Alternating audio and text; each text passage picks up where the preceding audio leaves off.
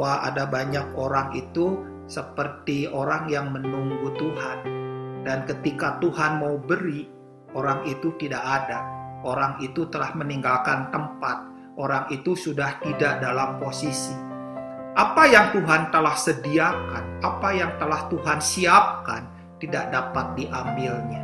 Dan itu masalah. Kenapa ada orang-orang pada hari ini tidak berada dalam posisi? Kenapa? Rata-rata mereka adalah mengalami kekecewaan. Kekecewaan ini bahaya. Kenapa? Karena korbannya tidak pernah berasa kalau dia menjadi korban kekecewaan. Kekecewaan ini juga adalah hal-hal yang mengerikan. Ketika kita tidak mampu mengatasi kekecewaan, maka lihat, kita akan kehilangan hal-hal yang ilahi. Hal-hal ilahi hilang itu bukan berarti kita tidak berada dalam pelayanan. Kita akan tetap berada dalam pelayanan, di mata orang kita masih pelayanan. Tetapi kekecewaan itu menjadi musuh yang menggerogoti. Kekecewaan itu diam-diam menutup pori-pori ilahi. Kekecewaan itu seperti orang yang mengalami katarak. Lambat atau cepat, mata itu udah rabun, gak bisa lagi melihat.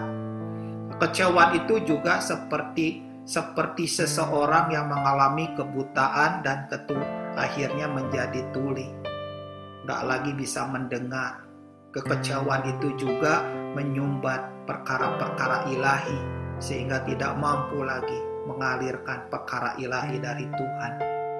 Kekecewaan itu berbahaya. Kenapa?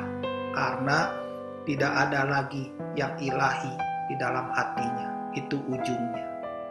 Kalau hari ini orang-orang melihat kita sebagai orang yang melayani, itu sisi luar. Tetapi sisi dalam hanya kita yang tahu. Apa?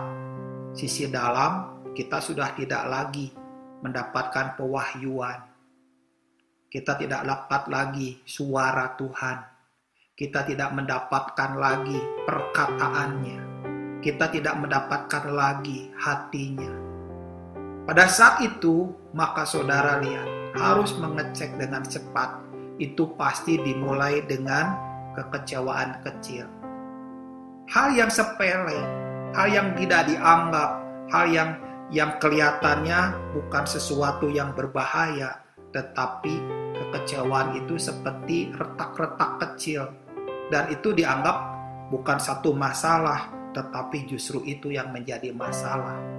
Pada hari-hari terakhir ini, jangan menganggap hal-hal yang kecil itu sepele. Kenapa? Karena itu bisa menghilangkan hal-hal ilahi. Kenapa? Karena tersumbat di bagian dalamnya. Karena menjadi rabun.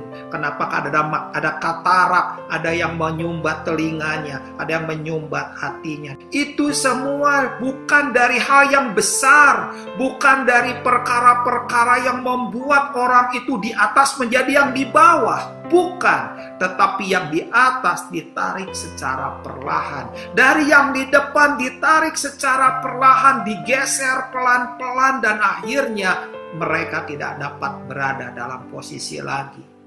Itu semua dimulai dengan kekecewaan kecil. Kalau orang tidak hidup dalam kekecewaan, Tuhan bisa mampu melihat semua perkara-perkara yang baik dari Tuhan. Bisa melihat hal yang detail-detail, yang kecil-kecil tentang Tuhan. Tentang kasih setia, tentang kemurahan, tentang pertolongan, tentang belas kasihan Tuhan. Tetapi ketika dalam hati seseorang telah masuk batu kecil, seperti batu berada dalam sepatu, nah disitulah orang yang berjalan sudah gak enak, disitulah terjadi. Dia tidak mampu lagi melihat perkara-perkara Tuhan, tapi dia mampunya melihat kesalahan-kesalahan orang. Yang tadinya dia bisa melihat Tuhan bergerak, sekarang tidak mampu lagi melihat Tuhan bergerak. Yang dia mampu adalah melihat kesalahan-kesalahan orang. Dan orang-orang itu bahaya. Kenapa? Karena itu yang membuat orang itu menjadi tidak dalam posisi.